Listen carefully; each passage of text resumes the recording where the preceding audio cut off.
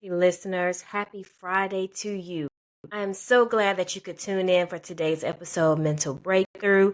It's been a little while since we've had a chance to be able to reconnect with each other, so I'm happy to be here with you guys today on this beautiful Friday afternoon.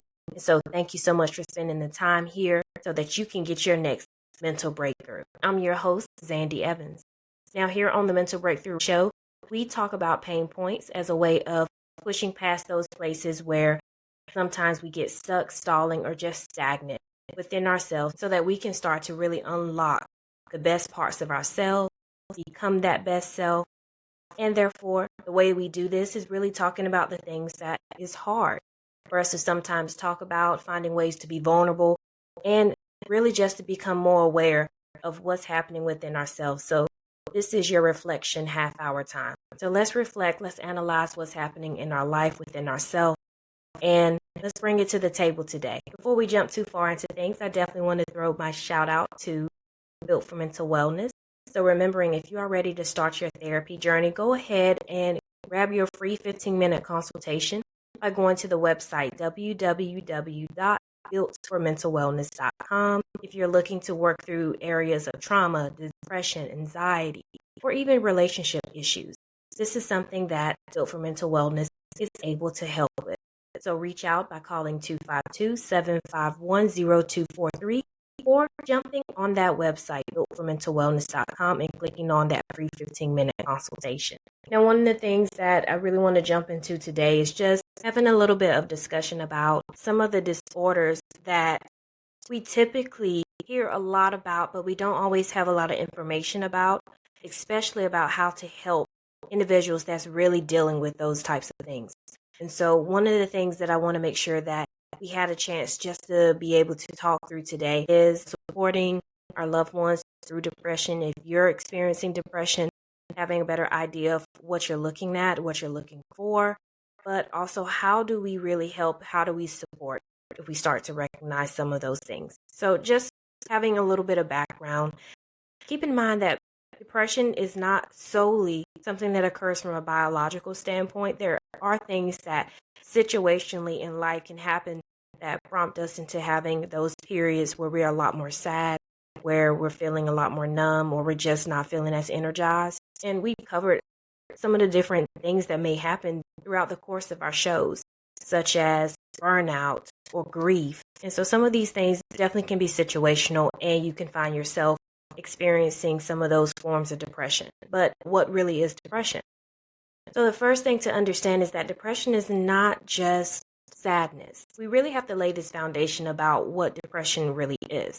Now, many people do assume that depression is just about feeling sad or that you're down for a few days, but it's really more than that. It's this really persistent experience that's going to make changes to the way that you're thinking, you're feeling, and what your body's doing. So overall, how you are functioning across many different domains or many different areas in your life. And globally, I just want you to think about this.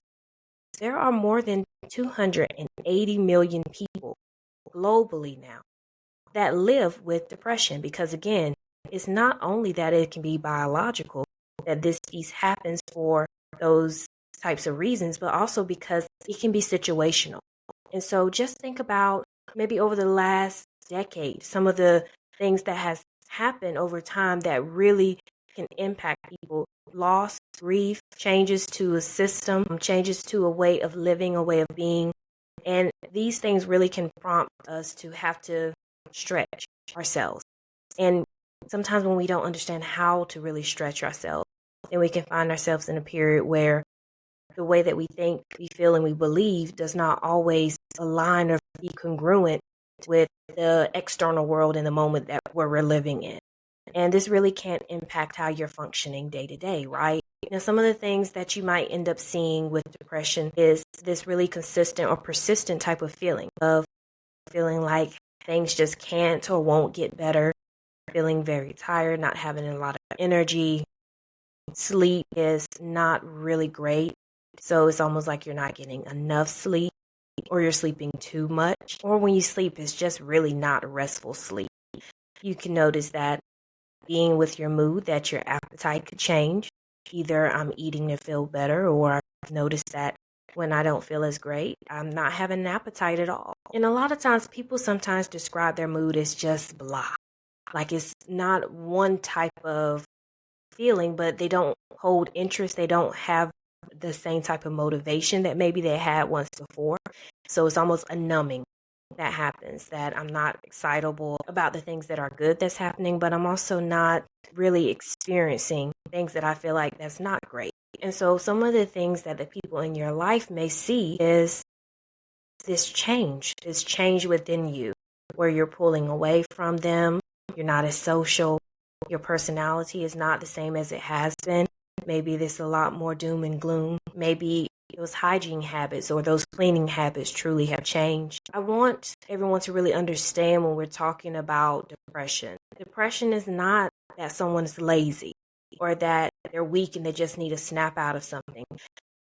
I think that this is a stigma that has really come around a lot, with the idea that we just need to get on, move forward, and not allow certain things to just make us stop. And depression really is a mental health condition that needs to be recognized. And we want to be able to make sure that we hold the compassion that we need to be able to confront what we need to confront, but do this in a way that is empathetic and is still caring. Because what we don't want to do is invalidate someone's experience, because they're not going to want to talk to you. They're not going to want to lean into you. And they're going to feel as if you cannot handle the things that they experience, they feel, and the way that they are seeing the world in the moment, because they recognize that you just want them to change and to see it differently. And the first thing that has to happen is to truly understand where someone's coming from. As much as we want to make people change, people do not change because we simply want them to. They change because they choose to change. And so the first thing that we're going to make sure we're doing today when we're talking about depression is let's learn how to educate ourselves about what the symptoms are, what are the signs, but how to also start to destigmatize what this looks like and the support that we need to give. Because the better support that we are able to give can help the symptoms that the person in your life may be dealing with. Because the first thing that we really want to have is some type of understanding, and it has to be something that's not judgmental. So buckle in, we're getting ready to make sure we dive in. But before we jump too far into things, we're going to go ahead and take us a quick break. And when we come back, we'll talk about how do you become a better support without trying to fix the things that you see, and how to also protect that hope for healing. So don't go anywhere. You're listening to Mental Breakthrough, where I'm your host, Zandy Evans. We will be back after the commercial break. Are you suffering with overthinking habits, uncomfortable thoughts or feelings? And are your relationships struggling because of it? Talk today with Built for Mental Wellness. Built for Mental Wellness provides therapy online to individuals, couples, and families across the state of North Carolina.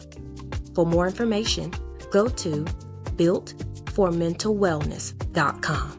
and sign up today, because wellness is at your fingertips. Welcome back to the Mental Breakthrough Show, where I'm your host, Zandy Evans, licensed marriage and family therapist. Before the break, we started to dive in talking about what is depression and really understanding how to become better supports to those people that we love that's dealing with this. On this side of the break, we're really going to cover more about how to really be a support without feeling that you need to fix what is happening for that person. Now, this is the thing. We understand that anytime that someone is feeling pain, we're doing whatever we can to try to help minimize their pain, or we want to take their pain away. Sometimes we don't like to see others in pain. And then there's other moments in time where we don't want people to go through the pain because we don't like to experience what that looks like and what that feels like within ourselves. And when we're talking about depression, depression is something where can be painful. It is painful. And those experiences, those feelings that your loved one is going through, you have to figure out how you are going to be able to sit in some of that pain with them, allowing them to really get those things out without judgment and without fear or threat to yourself, that that's something that you can't handle or you can't tolerate. Because the truth is, your loved ones, they need you. They need your support. They need your understanding. They need your presence. And more than anything, you want to be able to hold and have presence. You can absolutely not agree with the way that people think or even the way that they feel, but that doesn't mean that you can't listen or be present for someone in a way that is not causing them to feel judged. So how do you support someone without trying to fix whatever it is that they're going through in a moment? It means that you're going to be listening actively and you're going to be listening without judgment. You're going to give appreciation to the fact that they are sharing, that they are emoting their emotions to you and allowing you to be present while they vent. You're going to work to not use phrases or language that invalidates their experience by saying something of the sort of, well, your situation isn't that bad. It could be worse. It could be this. You're going to work not to do those things because it's just invalidating what their experience is, no matter how big or small it is. It's their experience, and you cannot hold a ruler to how painful someone else's experience is in comparison to something else. So you're going to avoid doing these types of things because that is you trying to fix what is happening, and it's not up to you to fix. It's solely going to really be up to the person to decide to manage the things that they think, feel, and what's happening in those moments for them. Now, it doesn't mean that you don't get to point out the things that feel hard to hear. It doesn't mean that you don't get to say some of these things, but be very mindful of trying to compare something in the hopes to try to fix a situation for someone else. The biggest thing that you can do is listen and just validate their experience and ask how you can be a help. Research is finding that the more emotional validation from our loved ones can really help your loved one's ability to cope and to decrease the feelings of shame or stigma that's attached to having depression, to talking through those things that make them feel sad, low, and unmotivated. If you have those moments where you say, I don't know how to truly help, and I feel like I'm listening, but what else? What else could be helpful? I want you to consider what are the practical ways that you could help. What is truly the need that the person you're talking to is asking for, or where's the gap where something is missing? Be that if you're the person that's helping to get them from point A to point B, maybe transportation is something that's helpful, or maybe just making sure they have a hot meal, or just being in a space where you can really be close by, proximity wise, to be able to help with something that's practical. You could find kind, helpful ways to be able to say ways of linking with some type of professional, even throwing out Built for Mental Wellness, or even other types of support groups, right? So instead of giving something that's very general of let me know if you need something, right? Think about specifically what does your loved one need? Be it, hey, I made something extra for you for dinner. Do you mind if I bring this to you? Or when you're already out, you think about that person, you grab something for them, or you make sure that you reach out to them and let them know, hey, I'm already out. Would you mind if I grab a couple groceries for you? So what you're looking for is the small ways that you can be able to be a help and a support. Letting the person know that you are there and your presence can be felt even when you're not physically always in the same space. And even more so if you're living in the household with someone that's dealing with depression. Now, some of the things that I mentioned is really some practical areas of where you're able to help, but just know that you're no one's savior. It is not your job to try to be a savior, but I do want you to be on the lookout for the things that cause you concern, cause you reason to worry, or you feel like it's a risk. If anyone's mentioning suicide, take it seriously. If you feel like someone's in danger, make sure that you're not hesitating to do some type of safety check or reaching out, making sure that someone is being checked on. Call that National Suicide Prevention Line. But keep in mind that all of this still, you have to make sure you're balancing because you're not responsible for trying to save someone. You're not responsible for being a cure to someone. If you put that onto yourself, then you're putting yourself in the place that you have to fix something. And when you make the fix, it might not be the fix that the person truly needs. So your love and your support is what's most valuable, but it has to be to the preference of the person. And ultimately, that means that you have to listen. You have to truly listen and be there. And then ask if the specific needs that you've thought about could truly be helpful. Even if that means that, Hey, have you thought about linking with a therapist? Hey, have you thought about doing X, Y, or Z? We're going to go ahead and take our break, but when we come back, we're going to wrap up things by talking through how to be able to protect hope while we're healing in this process. So don't go anywhere. We will be back after our commercial break. This is your mental health tip of the week. If someone you love is dealing with depression, the most powerful thing you can do is to be present. Let them know that you're here without pressure. Just a simple "I'm here for you and you don't have to go through this alone." It goes a long way. Remember, you are their support, not their savior. So help guide, but hold your own boundaries. This has been your mental health tip of the week. For more tips, continue listening to the Mental Breakthrough Show.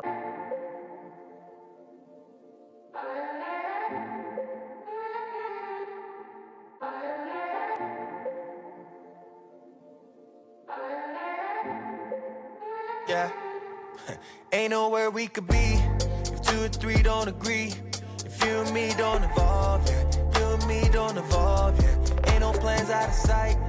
Ain't no talk back or fight. If you and me ain't involved, yeah. You and me ain't involved, yeah. Yeah. How you gonna say that? Girl, I don't play that. I ain't gonna lay back.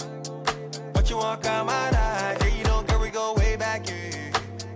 How you gonna say that I'm the one that fall when we both involved? Cause ain't nowhere we could be if two or three don't agree. If you and me don't evolve, yeah. You and me don't evolve, yeah. Ain't no plans out of sight. Ain't no talk back or fight. If you and me ain't involved, yeah. You and me ain't involved, yeah, yeah. Steady switching plays, yeah. Steady switch. I've been in the dirt, yeah, dipping the hurt. Digging through baggage, feeling like merch. All of this drama ain't even worth. Hey, girl, you know I love you. How you gonna say that? Girl, I don't play that. I ain't gonna lay back. But you walk out my life, yeah, you know, girl, we go way back, yeah. How you gonna say that I'm the one that fall when we both involved? Cause ain't nowhere we could be if two or three don't agree. If you and me don't evolve, yeah. You and me don't evolve, yeah. Ain't no plans out of sight. Ain't no talk back or fight. If you and me ain't involved, yeah. You and me ain't involved, cause ain't nowhere we could be if two or three don't agree. If you and me don't evolve, yeah. You and me don't evolve, yeah. Ain't no plans out of sight. Ain't no talk back or fight. If you and me ain't involved, yeah. You and me ain't involved, yeah, yeah.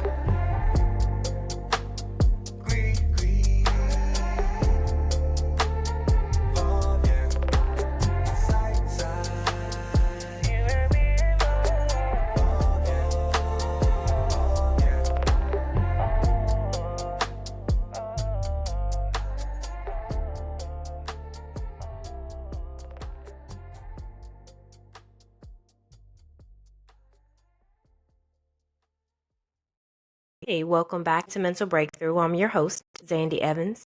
Hope you've been enjoying today's episode. If so, be sure that you are liking and following my Instagram, TikTok, and Facebook pages at the handle Mental Breakthrough Talk. Now, today we have talked about depression and specifically talking through how to support our loved ones when they are experiencing depression. Now, for the remainder of the show today, I want to make sure that you know how to truly protect hope. This is a huge part because things can truly feel hopeless, look hopeless, seem hopeless when we're looking at situations that seem to be the same and is not letting up or changing. And we can really get lost in a situation. And then that situation can also impact that internal way that we see ourselves. So with our loved ones, sometimes that tunnel vision can happen where all I can see is the pain and the experience of what I'm dealing with and what is happening in this moment. And our feelings become so much heavier than that rational thought or that balance between our mind and our hearts. So in order to heal, we have to really protect that hope for yourself, but also for your loved one. So if you take anything away from today, take away that if you are close to someone that you know is going through something hard and you've noticed changes in the way that they seem to behave, such as their personalities has seemed to take a change. They appear more sad, mood is down. You notice they do a lot more crying. They're a lot more tearful. They're having trouble with sleep. They're not as interested in things, or they seem not to take pleasure in things. They're having significant changes to their weight, or they seem to have trouble being able to give attention to things that they used to be able to give attention to better. Or you just notice that they're saying really critical things about themselves. If you're noticing these things in the people that you love, then you could be dealing with someone that is going through some type of depressive feeling or episode. And so the biggest thing here for you is to be present. If this is someone that you love and you're caring about, be present with them, because your dependability and your reliability does make a difference, even if it doesn't seem as if they are always responsive to you. The structure of you being consistently there and them being able to predict when there will be a social connection can be able to be a possibility or some type of protective factor that helps with them falling into depressive moods and episodes. So the biggest thing for you will be just be present, be watchful, not be afraid. I want you to know what some of the signs are that involves depression getting worse, or noticing changes in thoughts about wanting to be alive or exist. And if you're unsure, just ask the question. Ask them if that's something that you're thinking about. If you're worried about them not being here, or if you're worried about any type of suicidal thinking, just make sure that you recognize you can ask that question if you need to. You can ask, do you have the thought that you want to hurt yourself? Especially if you notice that when they are talking with you, that they talk a lot more about being a burden, or you notice that they're pulling away from everyone around them, or just talking a lot more about not being around, giving away things. We want to make sure that you are watchful of these things, but not live in fear of those things as well. And look up the places where you could be able to reach out to make sure that you get more information about suicide or suicide risk. And so one of the places you could call is the National Suicide Prevention Hotline, and that number is 1-800-273-8255. And you can get that free and confidential support if you're having thoughts about suicide, or you know someone that is really experiencing that. One way to make sure that you are protecting your hope, okay? So one way to know that you are protecting your hope is to remember that you have to take care of yourself too. Your loved one is very important, but so are you. And it doesn't help anyone to pour from an empty cup, because that means that no one gets anything. And your cup has to be full. You have to have something in your cup to be able to pour out to someone else. So make sure that you have your parameters or your limits. So what are those boundaries that's going to help you also feel that your space, your privacy, your autonomy, some of these things are really being protected, even if someone is dealing with things that are hard, specifically depression, because it can weigh on everyone. It can be a weight. But generally, it's when we don't know what resources to do next or what to do next, and we feel like we have to fix something right away. So we want to make sure that you take those breaks as you need, get your own support, whether you're reaching out to a therapist, support group, or something else, and take the time just to say something kind to your loved one, letting them know how much they matter to you, letting them know that they can tell you anything they need to tell you, that they are not a burden, and that you can find a way to be able to power through whatever you need to power through together. Let them know that you're glad that they are here. Let them know that frequently, and do not allow things to go unsaid. Find a way that's tactful to be able to say whatever it is that you need to say, but more than anything, communicate your presence, because your presence is powerful, and its power is most beneficial when it's without judgment. So walk with your loved ones on this journey. Be present, be patient, and be willing to hold space and grace for them in a way that helps them attend to the things that they're dealing with in a way that can be uplifting and empowering. Okay, guys, that's it for our show today. So thank you so much for tuning in to the Mental Breakthrough Show. Again, our episode has been brought to you today by Built for Mental Wellness. Listeners, thank you so much for tuning in, because without you, there is not a mental breakthrough. And I'm glad to have you here with me every Friday at noon, and I look forward to having you again next Friday at noon. So tune in to hear more from the Mental Breakthrough Show. If you are interested and ready to be a guest on the show, just give me a call at my direct line, 919-709-7294, or go to mentalbreakthrough.org website and click on advertising. I hope you've enjoyed today's episode. I've enjoyed spending time with you, but until next week, continue to be blessed and break your pain points with some breakthrough talk.